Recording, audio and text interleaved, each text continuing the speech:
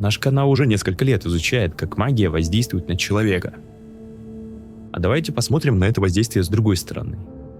Массовый гипноз, беспричинные тревоги, навязчивые мысли, необъяснимые болезни. Возможно, это не результат магического воздействия, а влияние скрытых технологий, которую давно уже изучает наука.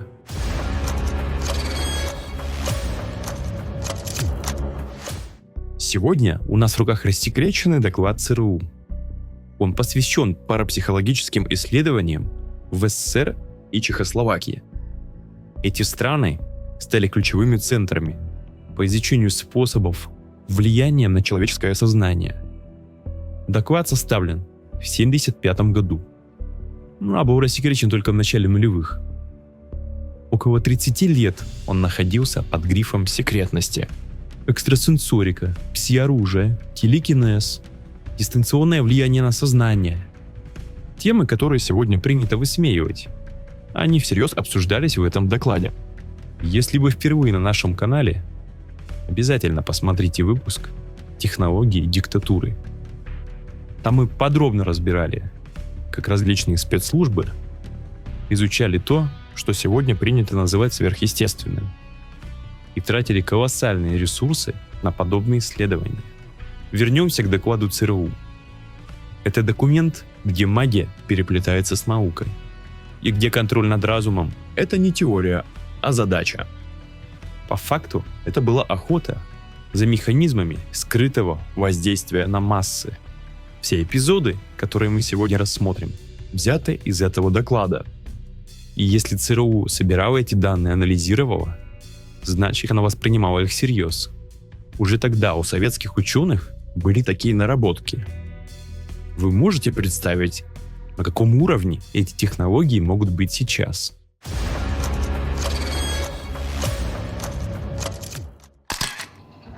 Весна. Подводная лодка медленно уходит под воду. На борту несколько новорожденных крольчат. А мать-крольчиху оставили в лаборатории, на берегу. Ей вживили электроды в мозг для записи электроэнцефалограммы. Когда подводная лодка погрузилась, ассистенты начали поочередно убивать крольчат. И в этот самый момент на суше, в изолированной лаборатории, приборы фиксировали мощные мозговые всплески у матери. Совпадения были точными, повторяемыми. Согласно докладу ЦРУ, этот эксперимент был проведен Павлом Наумовым в 50-е годы 20 века в СССР. Целью эксперимента было проверить возможность передачи информации от одного живого организма другому живому организму, без проводов, без звука, без известных науке каналов воздействия. В советской научной литературе таких примеров было немало. Собаки, птицы, рыбы, медведи. Эксперименты до сих пор вызывают много вопросов. Кстати, именно с подобных исследований и начинал свою карьеру отец психотронного оружия Игорь Смирнов. О нем мы подробно рассказывали в предыдущем выпуске. В этих научных экспериментах зафиксирована возможность дистанционной, буквально телепатической связи между живыми существами. Это реальный механизм передачи эмоционального воздействия. Но остановились ли они на кроликах? Возможно, вспышки агрессии, апатии, депрессивных состояний. Это лишь часть чьих-то экспериментов. Ведь косметику тоже тестируют на кроликах. Перед нами не эзотерика, а физический процесс. Энергия, которая высвобождается при стимуляции мышечной ткани, способна передаваться как информационный сигнал. Группы усиливают эффект. И это намекает на возможность его применения в управлении коллективным сознанием, толпой.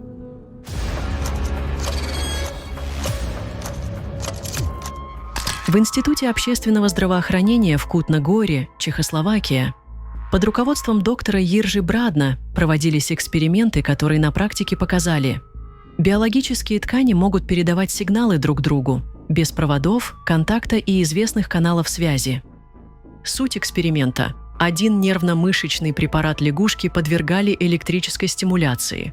Рядом другой препарат, изолированный, не подключенный к стимулятору. Но как только первый образец начинает сокращаться, На втором – синхронный отклик. Электромиограф рисует ту же частоту, словно между тканями проложен невидимый кабель. Брадна назвал этот эффект миотрансфер. Он исчезал при экранировании металлами, искажался магнитами и передавался по волноводам, что указывает на физическую природу сигнала в диапазоне очень высоких частот – VHF.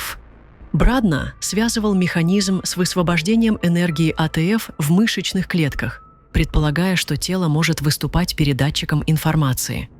Более того, в групповых условиях физиотерапии эффект только усиливался. Реакция одного пациента вызывала ответ у других. Группы усиливают эффект. И это намекает на возможность его применения в управлении коллективным сознанием, толпой. Брадна считал, что подобные стимулы влияют на стадное поведение животных и, возможно, также оказывают воздействие на поведение людей в условиях изоляции или перенаселения. И это не просто странный физиологический феномен. Это прототип психофизического воздействия на толпу, который формирует нужную реакцию.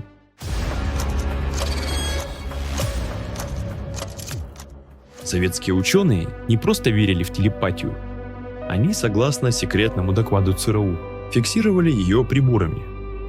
В Ленинграде и Москве группа Наумова, Сергеева и Павловой провели серию опытов, в которых эмоции передавались на расстоянии. Суть эксперимента. Один испытуемый генерирует сильный эмоциональный импульс – страх, тревога, возбуждение. Второй находится в другой комнате, не знает содержания эксперимента. У второго испытуемого на электроэнцефалограмме фиксируются синхронные всплески и изменения мозговых ритмов. Медленные дельта- и тета-волны, гиперсинхронизация, признаки утомления мозга, как будто он, реципиент, пережил стресс, которого не было. Если за негативными эмоциями шли спокойствие или радость, ритмы приходили в норму за 1-3 минуты. Но сам факт зафиксирован. Чужая эмоция способна вызвать в мозге конкретный физиологический отклик. Значит, есть возможность принудительно подавлять работоспособность мозга. За считанные секунды вывести его из рабочего состояния, перевести в усталый режим. Или же создать ощущение страха, тревоги, апатии. Эти ученые выявили впечатляющие данные о силе мысли. Они пришли к выводу, что человеку не нужно самому вызывать дурные мысли. Кто-то другой может это сделать и передать их ему телепатически. Это прямой механизм вторжения в сознание. Как вы думаете, могли ли результаты этих исследований использоваться для того, чтобы вызвать ту же агрессию или страх у группы, у толпы или даже целой страны?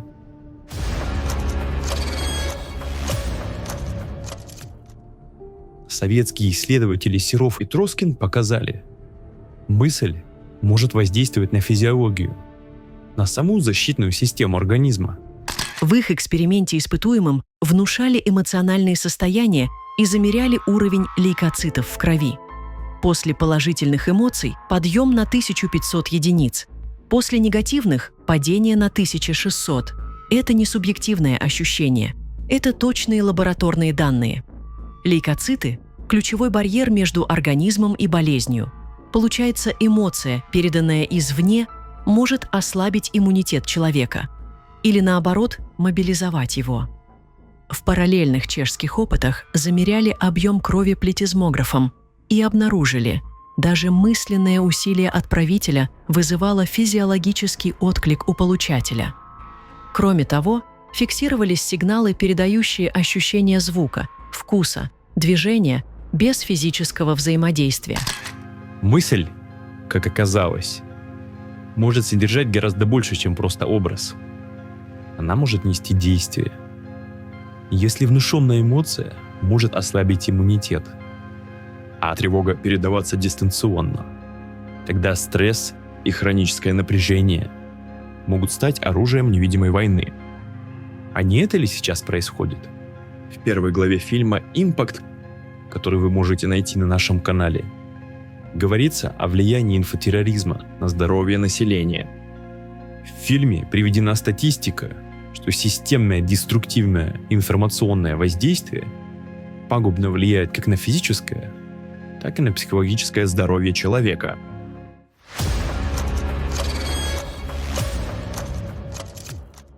В ряде экспериментов в Москве доктор Адаменко исследовал, может ли человек воздействовать на объекты без физического контакта. В центре наблюдений была экстрасенс Алла Виноградова. Она перемещала мелкие предметы по диэлектрической поверхности, то есть по непроводящему основанию. И вот что зафиксировали приборы. Вокруг этих объектов появлялось сильное электростатическое поле, настолько мощное, что по расчетам его хватило бы даже для зажигания неоновой лампы. Но самое интересное при измерениях было то, что пульсации электростатического поля совпадали с дыханием, сердечным ритмом и даже мозговыми альфа-волнами Виноградовой. Однако между ней и объектом никакого возбуждения полей не обнаружили. Электростатическая энергия будто бы концентрировалась ближе к предмету. Это навело Адаменко на вывод: у человека может формироваться внешнее электростатическое поле, и его сила напрямую зависит от состояния организма.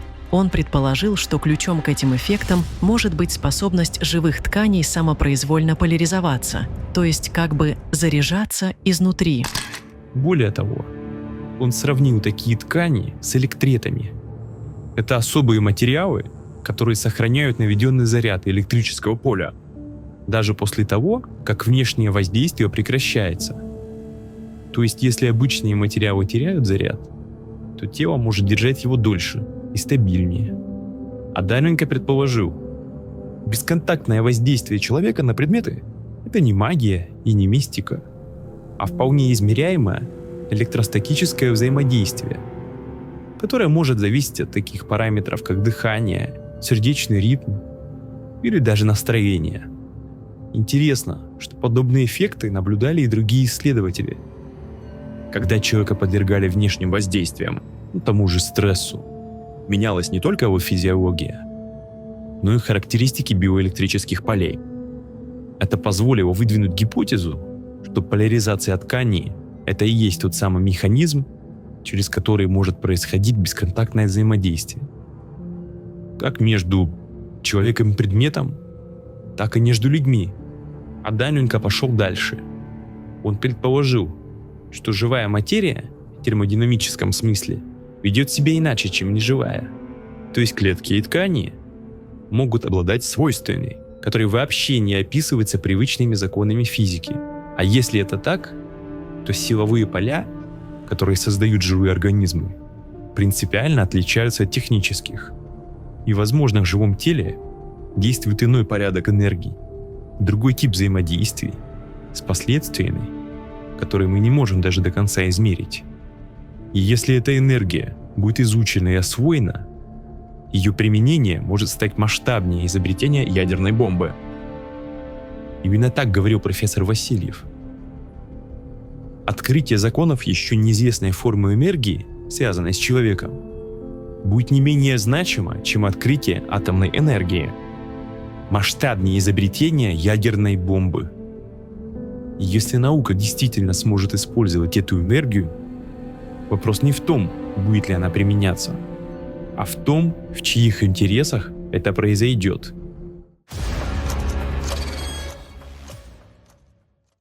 Главная угроза скрытого воздействия – это нарушение когнитивного суверенитета человека.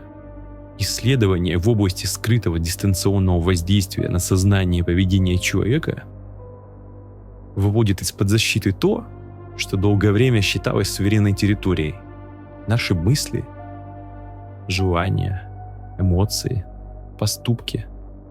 Право на тайну мысли не закреплено даже в международных конвенциях.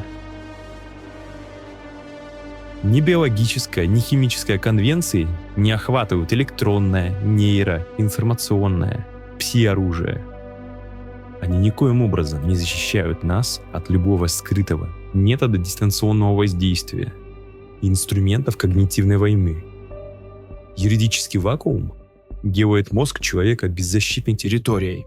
Психо- и нейровоздействующие технологии – это новые инструменты власти. Если раньше человека можно было убедить, сломать, изолировать, то есть применить грубую силу, то теперь достаточно просто особым образом настроить работу его мозга, и толпы людей подчинятся любой идее. Это формирование нужного поведения.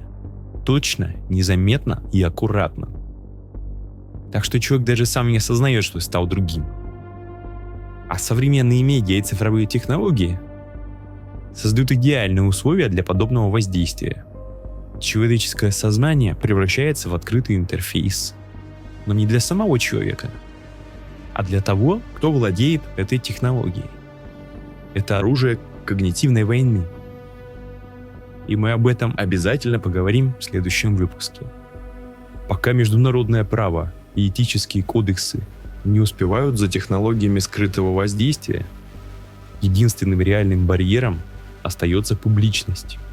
И именно ее стараются подменить намеренной дискредитацией, насмешкой, усыплением нашего внимания, чтоб мы не верили, не интересовались, не замечали. Мы продолжаем исследовать тему скрытого влияния на массы. Изучаем архивы, разбираем документы, собираем факты. В следующих выпусках мы планируем интервью с учеными, специалистами, исследователями, которые действительно понимают, как работает дистанционное воздействие и как его распознать. Поэтому приглашаем к сотрудничеству всех, кто профессионально разбирается в этой области, имеет опыт, данные или экспертное мнение. Наша задача – сделать эту информацию более открытой, потому что защита начинается с понимания. С вами был Контроль теней. Берегите себя и всего вам доброго.